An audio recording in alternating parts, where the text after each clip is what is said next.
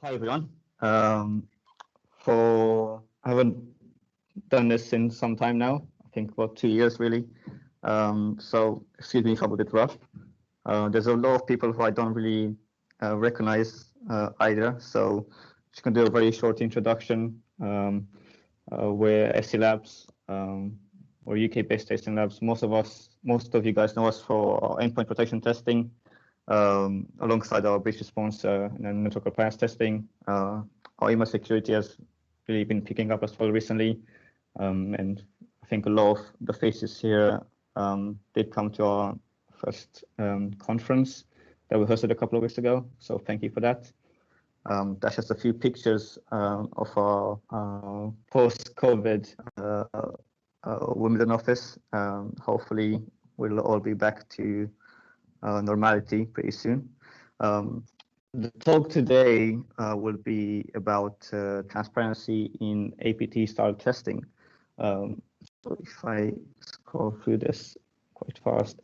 So when we think about this sort of tests, the test apps out there are calling it by different names.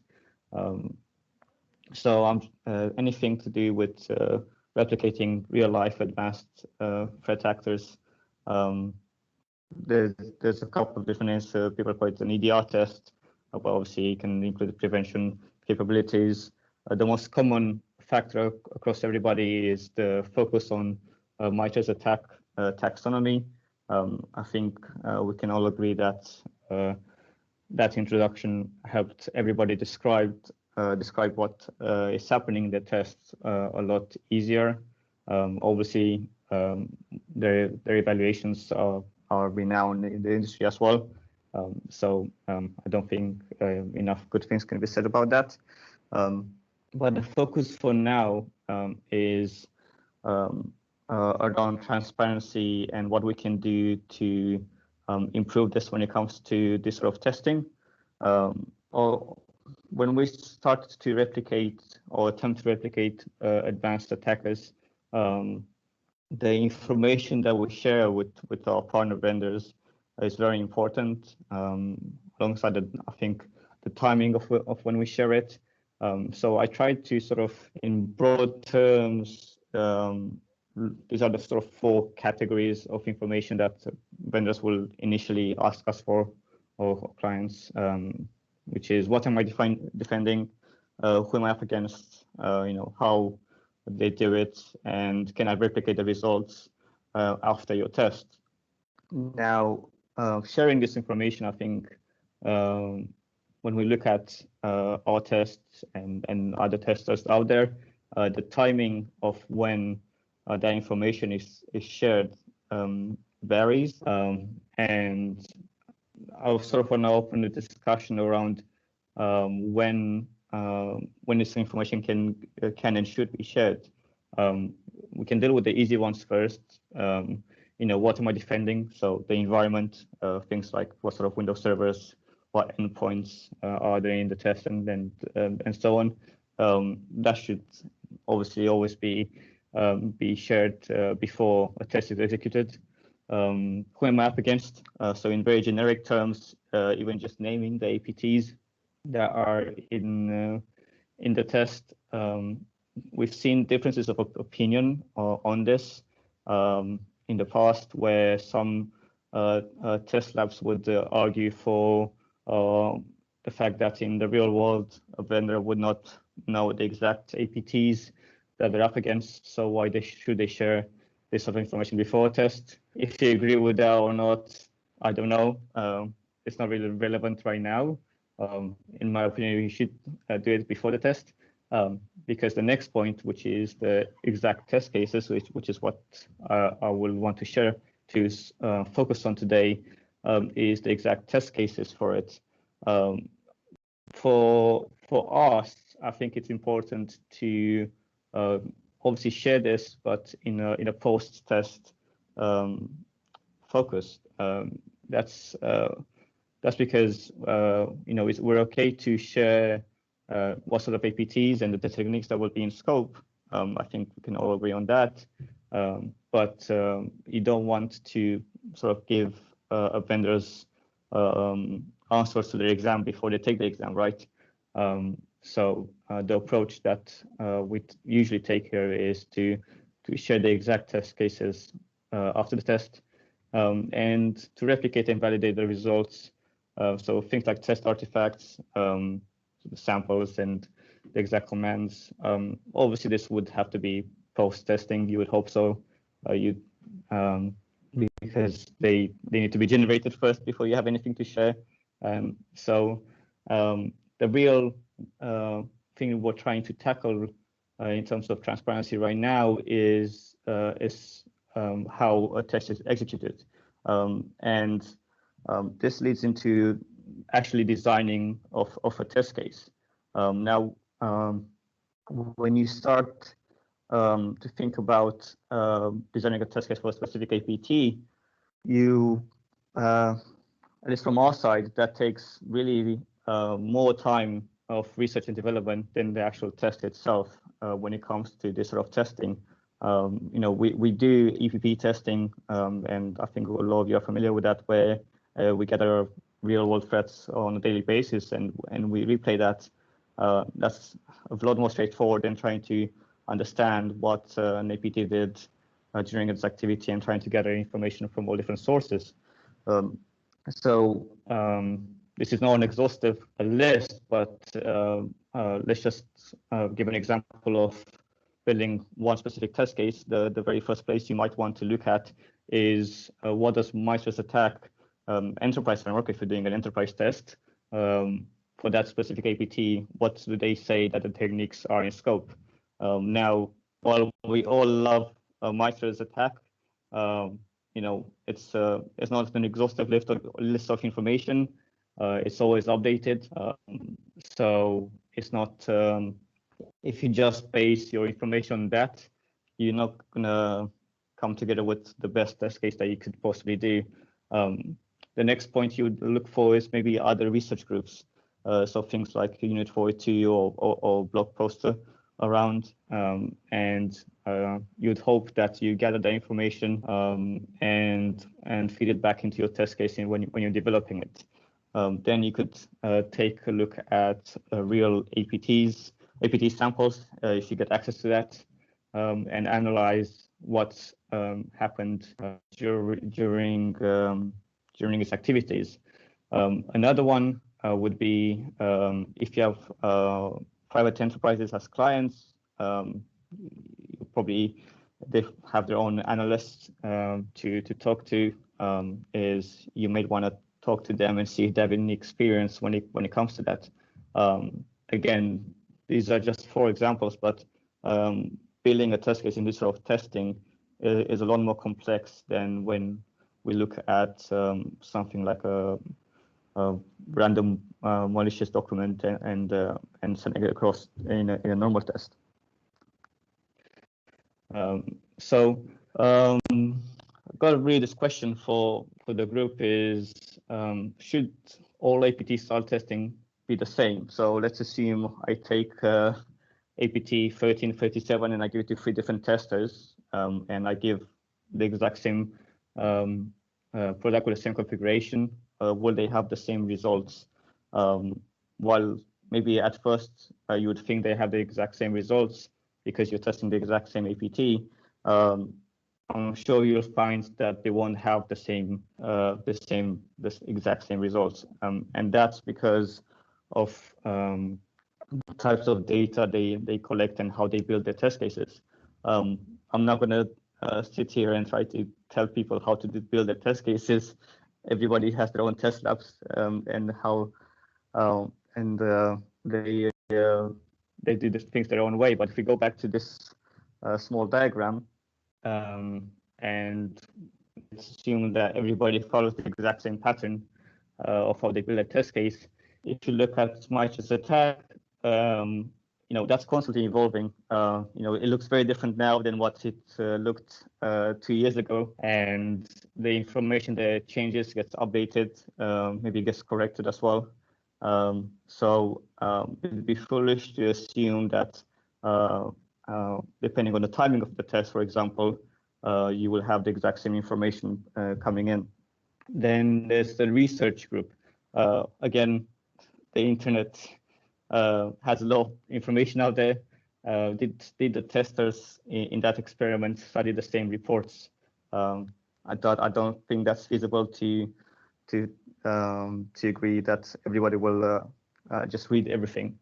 In terms of the samples that they may analyze, they might look at different samples, and they may have different findings to feed into their test cases. Then when it comes to the private connections, let's say, if you have things in the medical sector, maybe an APT group that is targeting different industries at different times, they may act different. So just because our APT 1337 is labeled the same, it doesn't mean that it will be the same across everybody. To give you an example of this, I didn't want to go into too much, but even if we just look at our own testing, I just did a very quick count of the number of techniques according to the MITRE framework. This is not even considering the exact test cases itself and how they changed. Just from the numbers of techniques in scope from when we first did an APT, I think this was APT 34 2 years ago. It was 56 techniques 2 years ago. Then we took another look at it recently, and now the 76 techniques for that same APT. Now, obviously, MITRE has changed since then, so they have sub-techniques for things that used to be under the same technique name, but the difference in techniques is so big that it can't just be down to that. It's we've just found out more information about it, so we've gotten better at trying to replicate this. I'm not going to say that this second version of this APT is the best out there, or there's no perfect test here, and what we're trying to address is just trying to add transparency into how each test was executed. That way, the readers of the reports and the vendors understand exactly what was going on during the test. So we've been working in the background on something that we're calling Project Eli. For very nerdy, stupid reasons, it's Eli for explain it like I'm whatever. So for now, it's just a knowledge base. So it's a Wikipedia of how our testing is done, and how different tool sets that we employ, that we use in our testing, and how they were actually used, alongside things like vendor configurations. I think that's another side of things that we need to consider when it comes to this testing, is when we look at APT-style testing, our generic rule is to treat us like an actual customer. Obviously, that's very hard to do in a test environment, but if we accurately disclose the product configuration, especially when we're talking about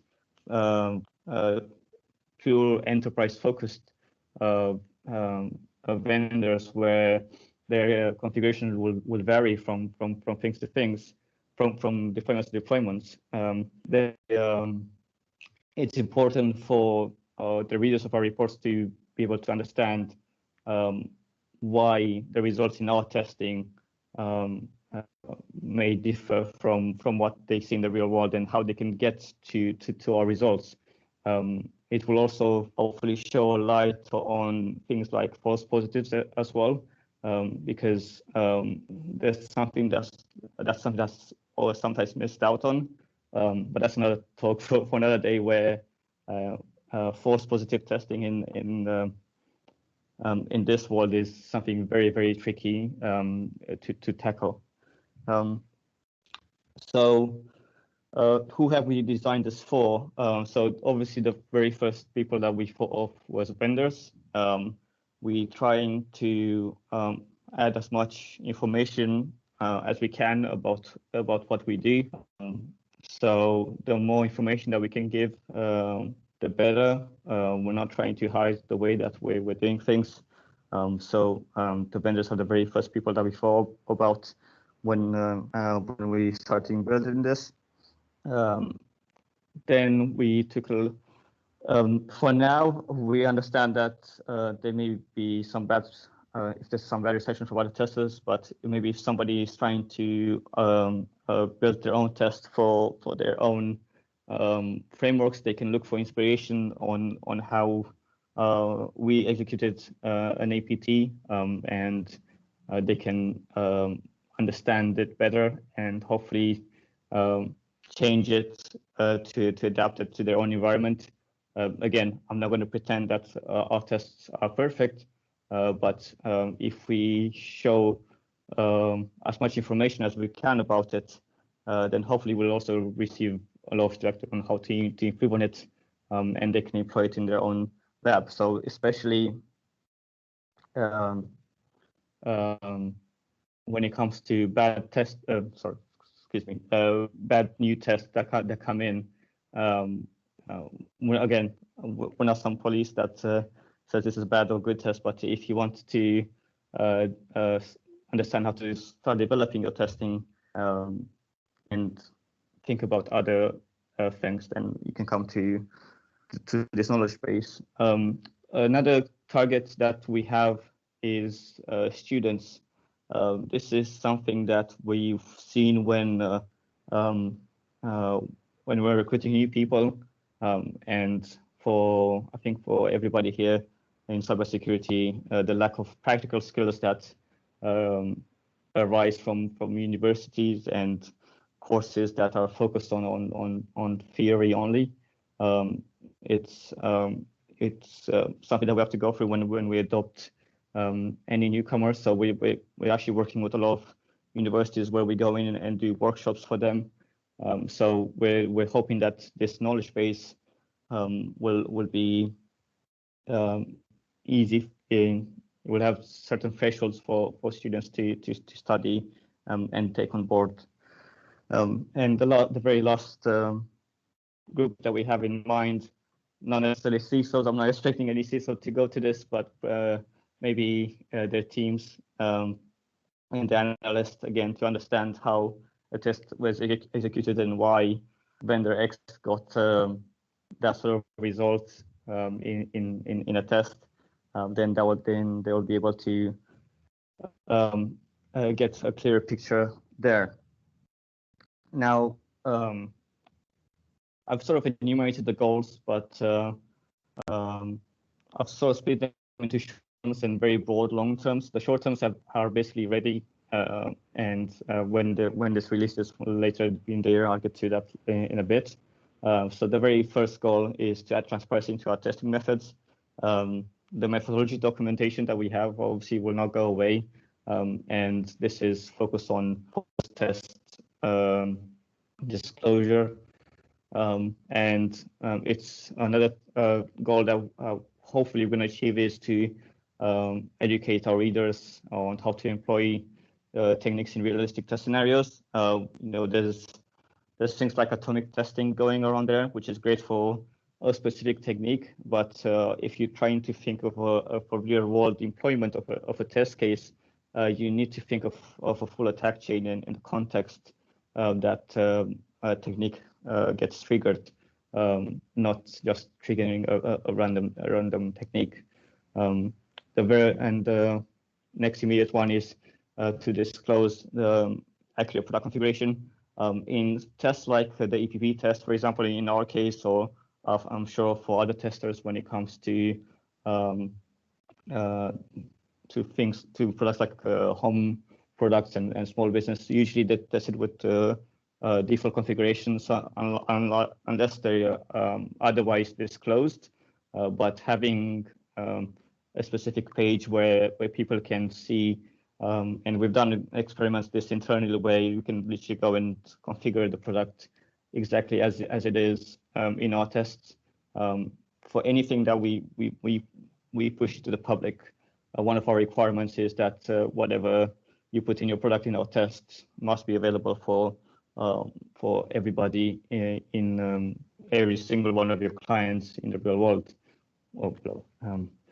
The longer term goals, and this is something that I probably want your input on, is things like community contribution.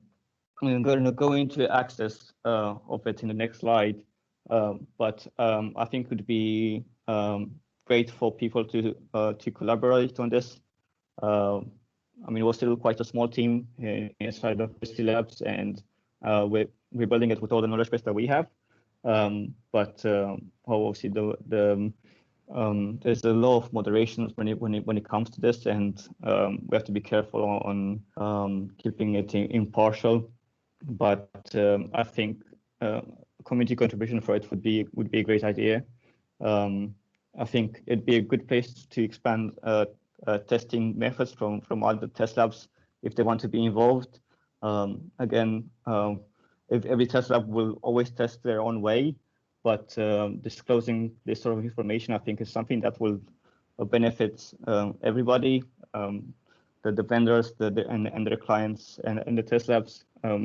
Adding more transparency to your test can only give it more positives. You won't take anything away from it. And things like test plans, ideas, even for tests that we don't necessarily execute. One of the things that we were going to discuss a few years ago when I was going to do a talk with Frank over from MITRE, we unfortunately couldn't do it, so I hope he doesn't mind me sharing this, is trying to put up test plans that even though we don't have the resources to execute or do, people within their own environment can go in and deploy it. I think as test labs, we have a lot of information that we can disclose and push forward, but we're currently keeping our cards too close to our chest in that aspect. In terms of when this is coming, so our initial planned release is in Q4 this year, October to be more exact. It's going to be free to access, and it's going to eventually we're hoping in 2022 for it to be just free, you can navigate to it. But for now, we want registered users to have access to it, just so we can have feedback coming back. We want to make sure we have proper feedback loops in place, so we have a project lead in place for this to take charge of this internally and then develop it going forward. So I'm really looking forward to see your thoughts after this presentation and your feedback going forward in Q4. Right now, it has all the tests that we've done in 2021. So obviously going forward for this year, it will have that.